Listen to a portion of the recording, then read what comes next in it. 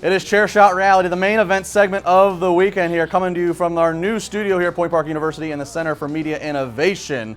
I am Justin LeBar, and I am going to be joined once again. It's becoming just that special treat. It's rainy here in Pittsburgh, and I'm sure he's living the life down there in beautiful, sunny Florida. He is the CSR original with me, Mr. Josh Eisenberg. Josh, how are you? Justin, behind me is this beautiful lake. I can't be any better right now. I'm not in the middle of a hurricane. I'm not near you. I'm perfect. That sounds like your perfect life. All right. Well, speaking of perfect and perfection, that is going to be what the girls are going to have to strive for. I'm talking about Charlotte and Sasha Banks. Josh, reality or not, should this match be the final match of the Hell in a Cell pay-per-view? I think this should be the final main event, the final match at Hell in a Cell. You have Kevin Owens and Seth Rollins. There's not really any drama, any intrigue there. Yeah, you have Chris Jericho doing a great job with what Jericho's been doing in that feud. But Sasha and Charlotte inside Hell in a Cell, first time ever. I think you need to put this at the end. Yes, there's high expectations, Justin. There's always going to be high expectations. And I wrote about it as well as you did. We have some differing opinions on that. But it is a reality. How can it not be a reality when these women have done pretty much everything that's been asked of them? They've delivered every single time. I see Charlotte and Sasha as two of the most consistent workers in WWE right now. Make it different. It's an October pay-per-view. It's not one of the big four or big three or big five, whatever you want to throw in there as the main pay-per-views of the calendar year. This should be a reality check. Would you agree? Yeah, I'm going to agree. I'm okay with this being the final match, mainly because, Rusev and Roman Reigns, I don't see that having what it needs behind it to be the thing to close the show out. And, Renell and I talked about it earlier this week. Jericho's the bigger story than Rollins and Owens is. So I like this, but I'm just cautious. I'm nervous because I know these girls. We know these girls, how much pride they have, and I worry. I mean, I tense up when I watch them do some of the dives they've been doing. But they're not your daughters, Justin. They're talented women. They're not your daughters. They're going to be fine. They're going to lay it all out there. Come on. I'm just saying. I watch what happens when they're not in the Hell in a Cell. So, but I'm looking forward to it, and I hope they do in fact get the spot. Reality check or not, Justin, the Cruiserweight division featured on WWE Raw. The Cruiserweight division, reality or not, has delivered so far.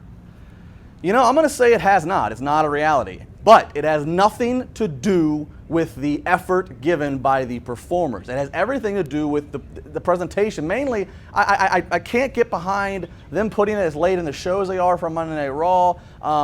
I'm a little surprised they've rolled out as many different talents as they have so quickly. I think that's also made it tough to try to grasp and get to know what some of these guys are about. I mean, some characters they've done better than others getting to know who they are. I mean, the action's been fantastic to watch bell to bell, but overall, I wish that they would have done this different so far in this first month. What say you?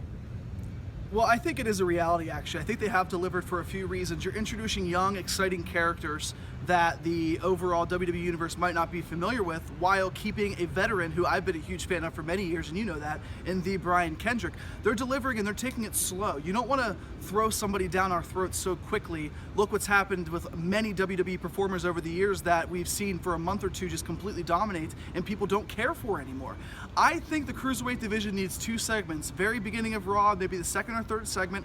But yes, you also can use them after 10 o'clock because 90% of people who have seen these talents already were watching them on the WWE Network. And whether you like it or not, the WWE Network is filled more with people like you and me, Justin, watching the Cruiserweight Classic than 9-10-year-olds who aren't familiar with them. I wonder, Josh, if Vince's placement of these matches, specifically it being the final match last week on Raw before they went to the Goldberg segment, I wonder if he thinks because some of the offense is as high flying as it is, if he's afraid to put it back to back with a Braun Strowman match and it take people out of it. You know what I mean? I think so too, and obviously they change the ropes and they do the different production, which takes a couple of extra minutes. But I think you have a very great point there. I think it's very possible that WWE could be doing that, and Vince could say, well, I don't want these high flyers in with a guy who can only do 2 or 3 minutes. It's a good point. Right. All right, Josh, moving away outside of the ring. Well, I guess technically this happened inside of the ring. Paige got engaged to Alberto Del Rio. This is just another headline in a list of a saga of a soap opera going on here. I mean, reality check or not, is this relevant?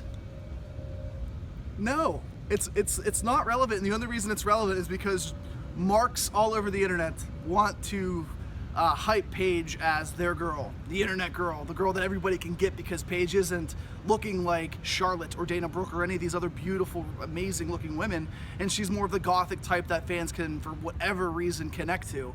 It's not relevant to me. I'm so sick and tired of hearing this. If I wanted to see this, if I wanted to hear this, I'd watch Total Bellas, but I'm not. I don't care about Paige. I don't care about Alberto Del Rio.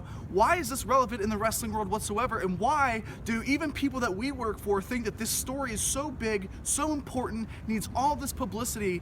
Oh my God, I need a drink after watching this crap for many weeks. It's terrible. Well, I will say this. It's unfortunate, but I do think it's relevant on this reason. There is some.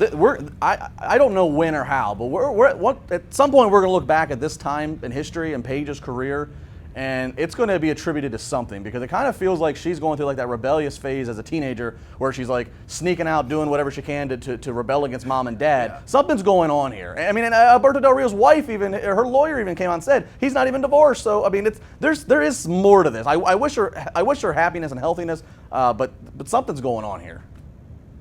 And it's nothing to do with them personally, but it's just the fact that every media coverage, whether it's TMZ, whether it's us at WrestleZone, whether it's Upgroove, whatever, is making this bigger than it should be. And it's two people who aren't even really wrestling on a regular basis. It's somebody who, like you said, is griping, is complaining and bitching about that, like an 18-year-old girl just graduating and going to college, and she's dating her 40-year-old boyfriend. Who cares? It happens all the time. Just the fact that they're in the spotlight it's frustrating, because I don't care about either of them personally. I wish they had their privacy. It seems like they want their privacy, but then again, you have Paige putting pictures up when she's in the hospital with her boyfriend next to her in the bed. Give me a break. Ridiculous. But anyway, I don't want to talk more about Paige or Del Rio. Let's talk about something relevant. And a guy who hasn't been relevant in 12 years came back this past Monday.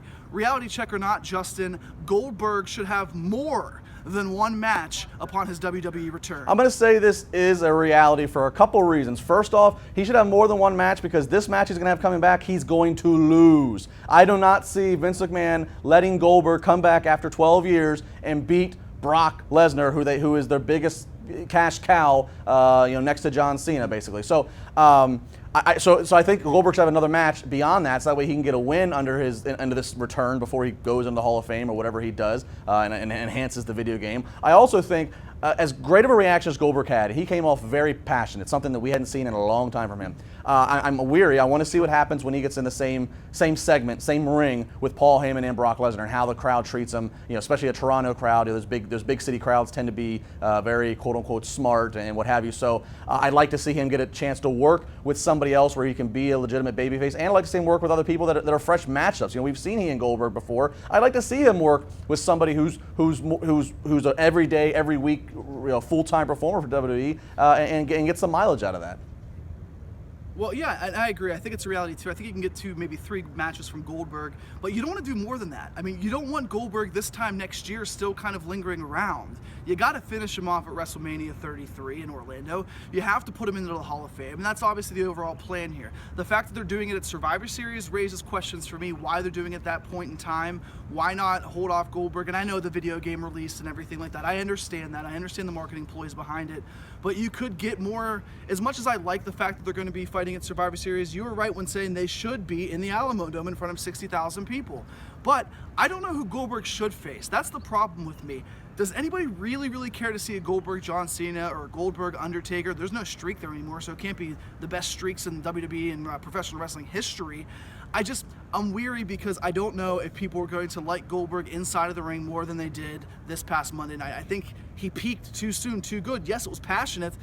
I'm just not sure what else you can get from a guy who's 49 years old and has been out of the ring for over a decade. Well, I'll be curious to hear what Brock Lesnar has to say and Paul Heyman has to say in response to the passionate Goldberg promo. That'll be in Minneapolis. I'll be in Minneapolis this Monday. Please join me from 4:30 to 6 at Kieran's Irish Pub right near the Target Center. Myself and Mr. Ken Kennedy Anderson will be there. We'll be giving away a pair of tickets. Oh, you're going to fanboy out, aren't you? You're going to fanboy out for Kennedy, aren't you? Easy. We'll be giving away a pair of tickets for Raw later that night, courtesy of TicketKing.net. Eisenberg, it's always been fun. We'll follow you on Twitter at Josh Eisenberg 4, and we will see you next week.